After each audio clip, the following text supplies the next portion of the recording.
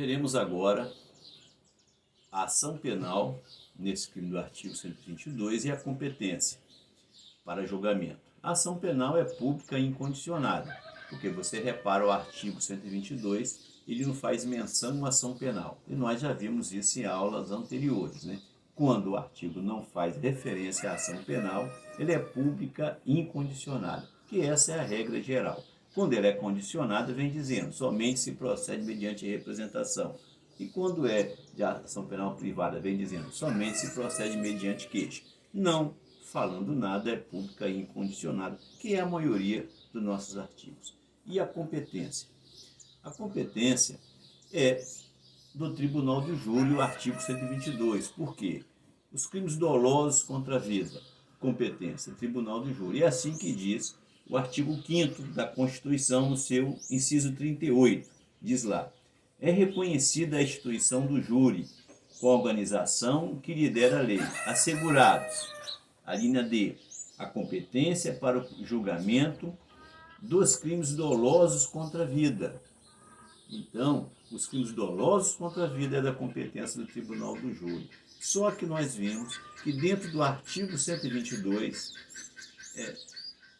foi colocada a automutilação. E a automutilação não é um crime doloso contra a vida, é um crime contra a integridade corporal. Então, entendo que, de lei diferenda, nós teremos essa situação regulada pelos nossos tribunais. Mas, seguindo a melhor doutrina agora, por enquanto, entende-se que a automutilação não será do Tribunal do Júri.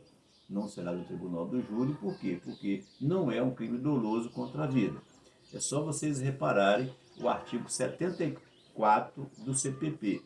Lá ele faz a referência ao artigo 122 parágrafo único. Esse é o artigo 122 antes da reforma, entendeu? Então, a princípio, entendemos, conforme a melhor doutrina, que a automutilação não será julgado pelo Tribunal do Júri, apesar de estar inserido dentro do artigo 122.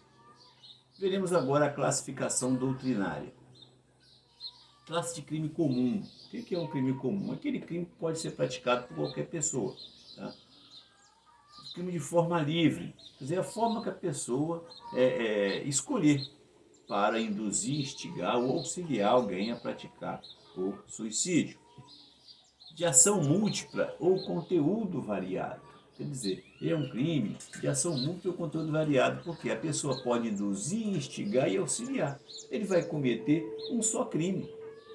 Ele induz a pessoa, depois ele reforça a ideia, depois ele empresta o objeto para a pessoa cometer o suicídio. Ele vai responder por um crime de suicídio.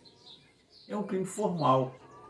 É um crime formal. Por quê? O que é um crime formal? É aquele crime que exige apenas o resultado jurídico, não exige o resultado naturalístico.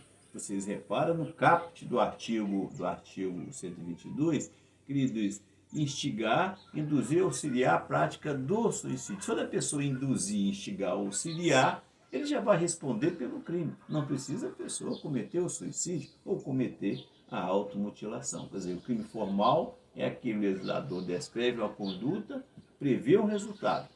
Mas o crime se consuma mesmo que não ocorra esse resultado. É um crime instantâneo, quer dizer, consuma de forma imediata e não se prolonga no tempo. Unissubjetivo. O que é um crime unissubjetivo? É aquele crime que pode ser praticado por uma só pessoa. Mas se ele for praticado por mais de que uma pessoa, o que houve foi um concurso eventual de pessoas ali, mas ele continua sendo unissubjetivo, quer dizer, uma só pessoa induziu uma pessoa a cometer o suicídio. Unissubjetivo. Mas foi 5. O que houve ali foi concurso de pessoas. O crime não deixa de ser unissubjetivo. É um crime simples, apesar que a gente vê dois bens jurídicos ali. Nós temos a vida e temos a integridade corporal. Mas ele é um crime simples, olha, não é um crime complexo. Crime complexo, nós temos aquele crime complexo no sentido estrito, por exemplo, o crime de roubo, onde você tem a integridade corporal e o artigo 155, quer dizer, você tem a soma do 129 com 155, vai dar 157. É um crime complexo. Tá? As duas condutas individualizadas são crimes. Então, se você soma as duas, forma o outro. Isso é chamado crime complexo no sentido estrito. Temos também crime complexo no sentido amplo, que é o caso do crime de estupro, por exemplo.